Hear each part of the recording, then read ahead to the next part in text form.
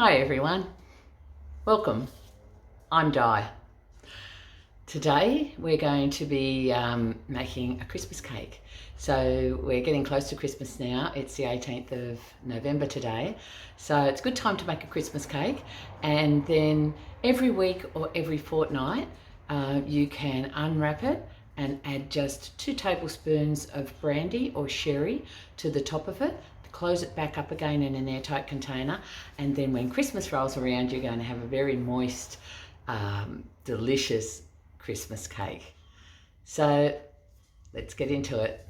So the first thing that I need to do is to get my cake tin that we're going to be using, and I need to grease it and line it. Now this needs to have 3 layers of baking paper, and it needs to extend about 5 centimetres or 2 inches past the top of the tin. So let's get that done, and then I'll put my oven on to preheat. So here's the pan that I'm using. I like to use a square one. The recipe does say to use a round one, but I don't know, I always like square cakes. They're easier to cut, easier to serve.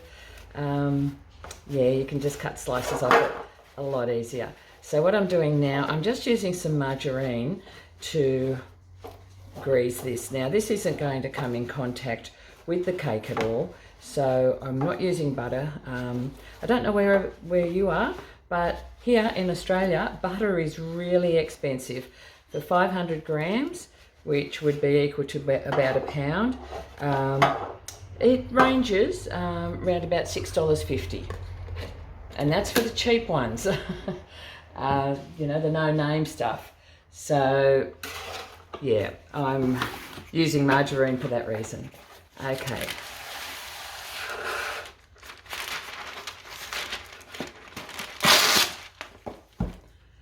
Let's have a look at this.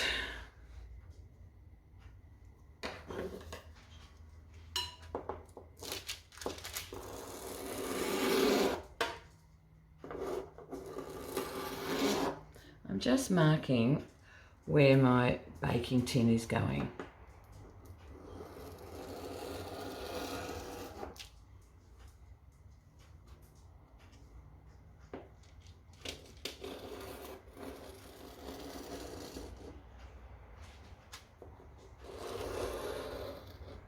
Okay, now with those marks, I'm just going to cut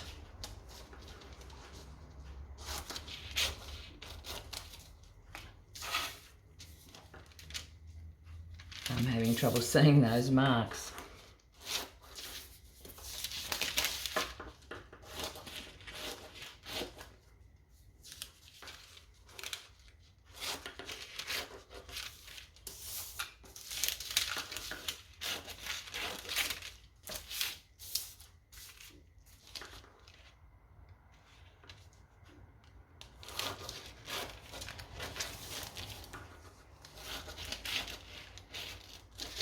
Right, let's see how that goes.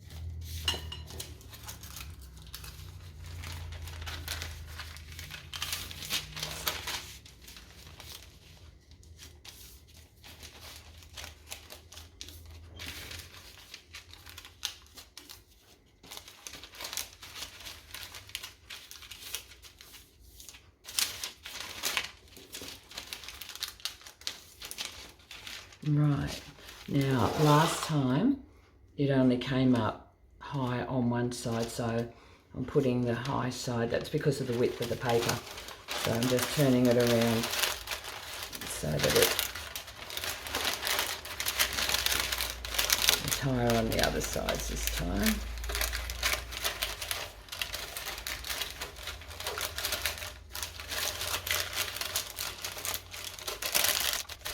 Two.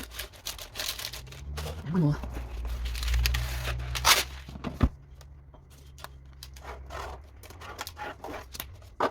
So I'm using a pen there, but it's not drawing on the paper, it's just marking it, it's not drawing at all.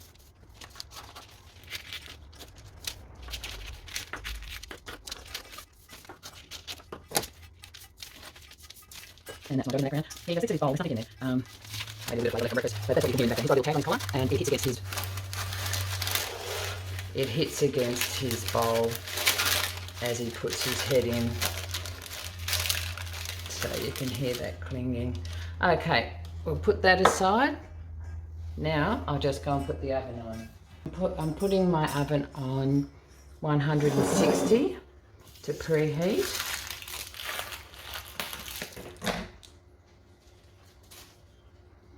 And now we'll just start making our Christmas cake. So there's a long list of ingredients. I'm going to be using my recipe here.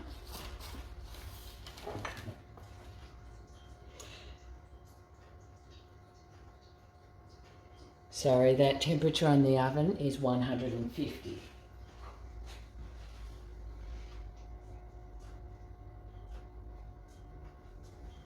So I've just turned it down a little bit. So in a saucepan, we need to combine, firstly, our fruit. So that's just a mixture, a dried fruit mix. Now, I always find, when I go through it, I can remember getting dried fruit before which had a lot of different things in it. This has currants and sultanas, it doesn't have raisins. It has mixed peel. What's that? Yeah, that's all it has in it. I'm going to pop some cherries into this. Now, if you want to vary the recipe, go with what you like. As you can see, I'm putting some cherries in. This is just a packet of glacé cherries, and this is 200 grams. So I'm just getting all that in. One year I put crystallized ginger in. That was really nice, but not so nice for people who don't like ginger. So you need to keep in mind who's going to be eating this. You can also put pineapple in this, a can of pineapple. I won't do that, I'll make it a traditional Christmas cake without the pineapple. I do make a boiled fruit cake, and I'll put the link to that video in the description, because if you want something really quick that's great for Christmas, you can even make it the night before. What else do we need to add to this? So we're putting our fruit mince. So we're using a jar of fruit mince. I've never used a jar of fruit mince in a recipe before, but this one calls for it. So we're just putting, that's going to add a depth of flavour. Fruit mince is absolutely beautiful.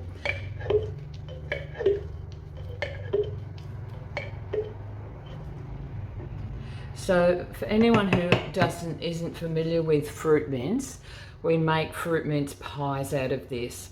Now I'll just go through the ingredients and then you'll have an idea of what's in it.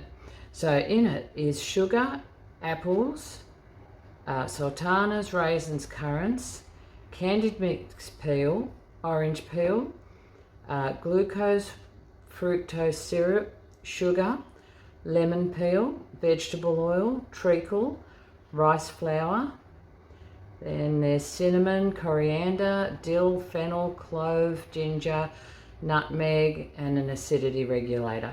So there's a lot of things in there, and as you can see, all those different flavours add to the depth of flavour of this cake.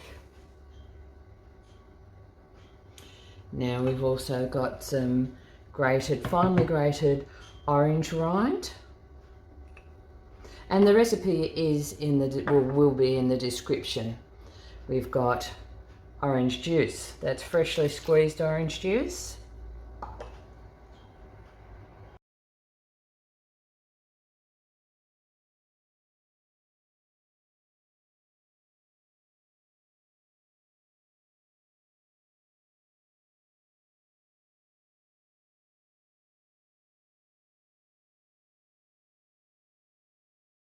And there we have it. We're cooking it. We're bringing it to the boil. We just cook it for 10 minutes.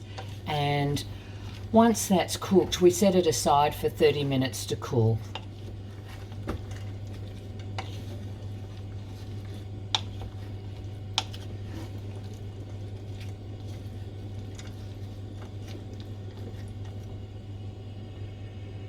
So that has been cooked for 10 minutes, and now we need to leave it to cool. So to leave it to cool, I'm actually going to put it into my glass bowl that I'm going to be mixing it all in. That'll cool quicker than it being left in the saucepan. So I'm just going to put it all in there and spread it out. And we'll come back when that's cooled down. So we've just added our melted butter to the mixture along with the brandy, and now we're adding our brown sugar.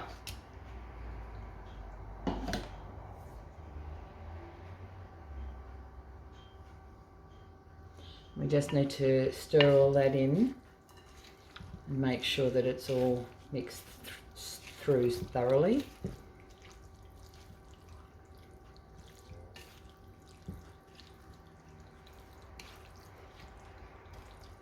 This smells beautiful, absolutely.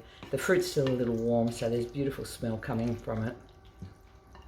Okay, the next thing we need to add are our eggs, and we've lightly beaten these eggs, so we're adding those in. And stir that again till it's mixed right through.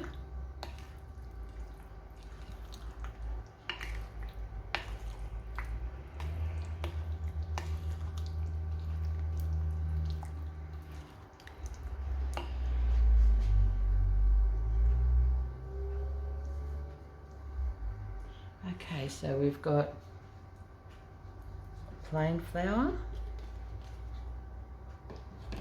self-raising flour, and we have mixed spice in our little container here. And again, we're stirring that to combine it.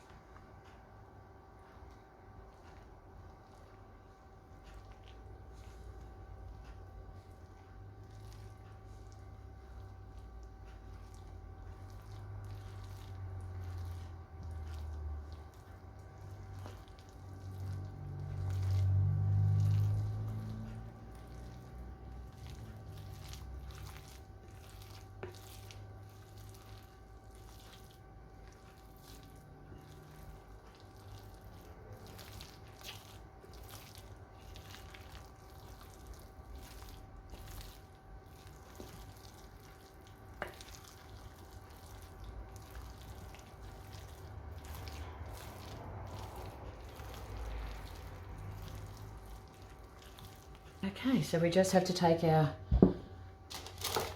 baking pan and we're going to spoon it into there.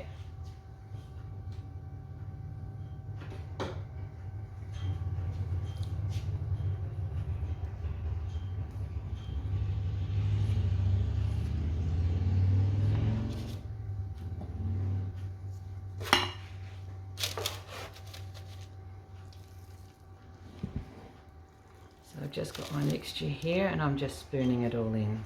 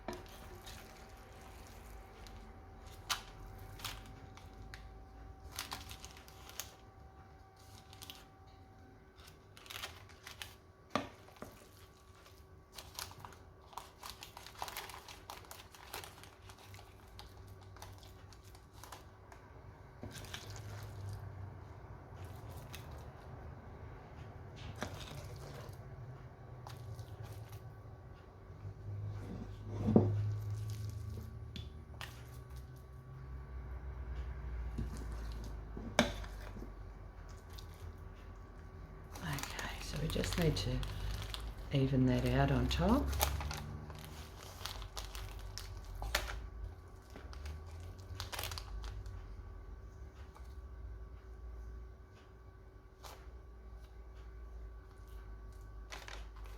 All right, so that's all done.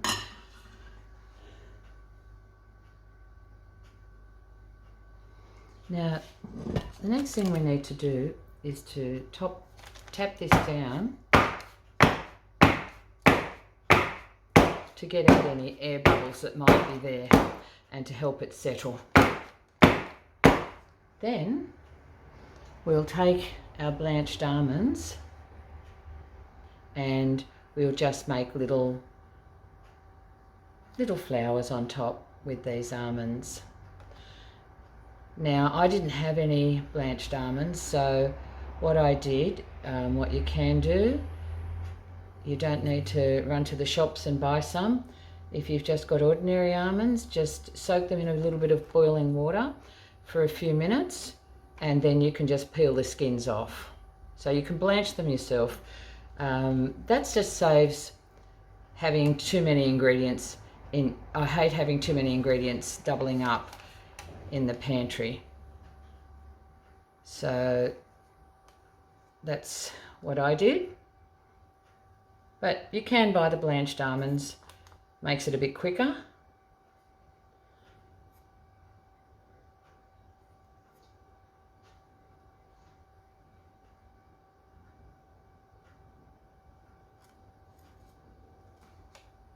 I actually grow almonds, but we didn't get much of a crop last year, so I gave the tree a very heavy pruning because it hasn't been pruned for a few years. So this year's crop is going to be, well, it was going to be all right. We were getting some lovely fruit, or I should say seeds, nuts, forming until the cockatoos came and stripped it bare, and I managed to put a protective bag on one branch. So we're probably going to get a handful of almonds this year, but that's okay. I don't mind sharing with the birds. Okay, so I've just decorated it with some almonds and now it's ready to go into the oven. Now we need to bake that in a preheated oven for 3 hours and 15 minutes or until the skewer inserted into the centre comes out clean. And if it starts to brown too much on top, we just cover the cake loosely with some foil. When it's finished cooking, we get it out of the oven and we brush over the top with some warmed apricot jam. So we'll come back once I've got it out of the oven. So I've just taken it out of the oven and you can see here that I put a piece of foil over the top to protect it from getting burnt. So that was just on loosely. Now we'll just check because it's been 3 hours. That's coming out clean. Yes, that's coming out clean. So just testing with the skewer and it all looks good. So our next thing is that we're going to brush over the top with some warmed jam. So here I've got some apricot jam. I'm just going to pop that in the microwave to warm it and then I'll come back and we'll brush that on the top. So that just took a minute in the microwave. We've warmed that up now, and we're just going to brush that over the top.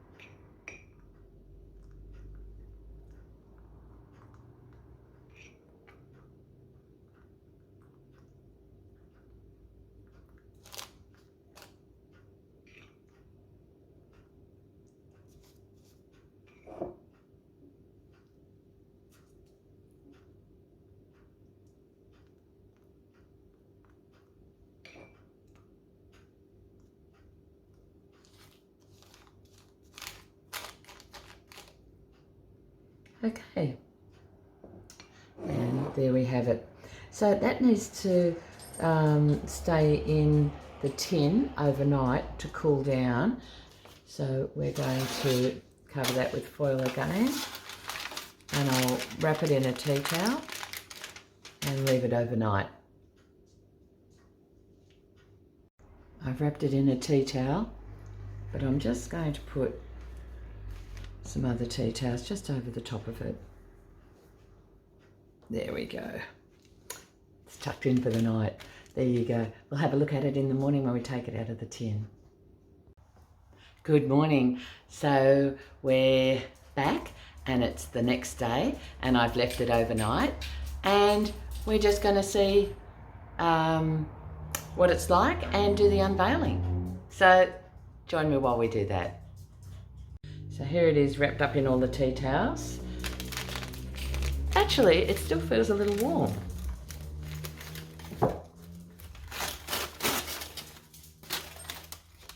It actually is still warm. Okay, so let's get this happening.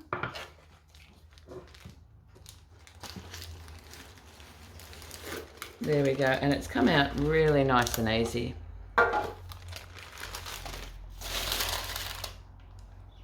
Paid off having all that paper in there. Okay, so there we are. So I will leave that paper around it because, as I said, I am going to wrap it up and put it into the freezer. So I'm going to wrap it with firstly some plastic wrap, and then I will cover that with some foil and put it in a container, and then that will go in my freezer. Again, you do not need to freeze this. This will stay in an airtight container leading up to Christmas. Every week or every second week, just take your skewer, poke holes in it, and 1 to 2 tablespoons of brandy or sherry over the top, then seal it up again, and you can do that for about 2 or 3 months before Christmas. That will all mature, all that alcohol will be soaked into the fruit. Now, if I was doing that, I wouldn't serve it to children or anyone who doesn't take alcohol, but I'm not doing that. There was alcohol in this when I cooked it, 1/4 cup of sherry. So that cooked for 3 hours in the oven, and I believe that all that alcohol would have cooked off with that heat. So I'm not adding any more alcohol to it. That's why I'm freezing it. And the reason I'm freezing it is because I live in Australia, southwest Sydney. We have a warm, or you could say hot, humid climate here, and I just don't like the thought of leaving this, even if it's well wrapped. I don't like the thought of leaving this in an airtight container for about 6 weeks until we're going to eat it, because with a warm, humid climate, things do go mouldy. So I don't take any chances with those sorts of things.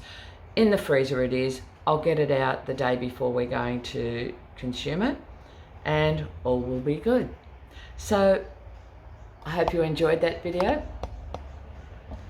Join me on the next one, and there'll be a few more Christmas inspired videos coming up. So if you're looking to do some cooking for Christmas or even some Christmas crafts, make sure that you join me.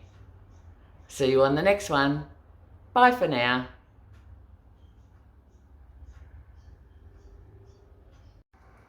I hope you enjoyed the video.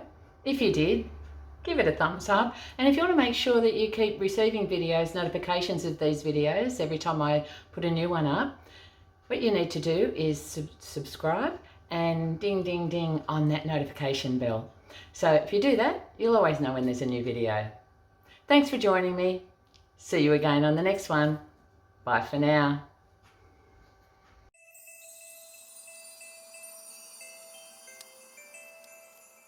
Ho, ho, ho!